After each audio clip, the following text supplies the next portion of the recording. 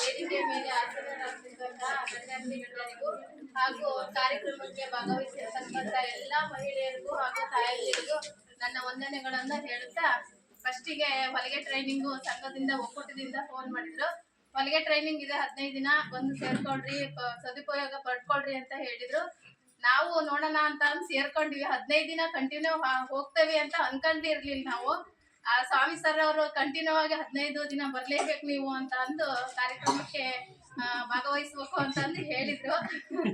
ಆದ್ರೂ ನಮ್ಮ ಅನ್ನಪೂರ್ಣ ಮೇಡಮ್ ಅವರು ಮಕ್ಕಳ ತರ ತುಂಬಾ ಚೆನ್ನಾಗಿ ಪಾಠವನ್ನ ಮಾಡಿದ್ರು. ನಾವು LKG UKG ಹೋದಾಗ 15 ದಿನ LKG UKG ನೆನಪಾಯ್ತು ನನಗೆ. ತುಂಬಾ ಚೆನ್ನಾಗಿ ಅರ್ಥಬದ್ಧವಾಗಿ ಪಾಠವನ್ನ ಹೇಳಿದ್ರು. ನನಗೆ ಮಿಷನ್ ತುಳಿಯೋದು ಹೆಂಗೆ ಅಂತಲೇ ಗೊತ್ತಿರಲಿಲ್ಲ.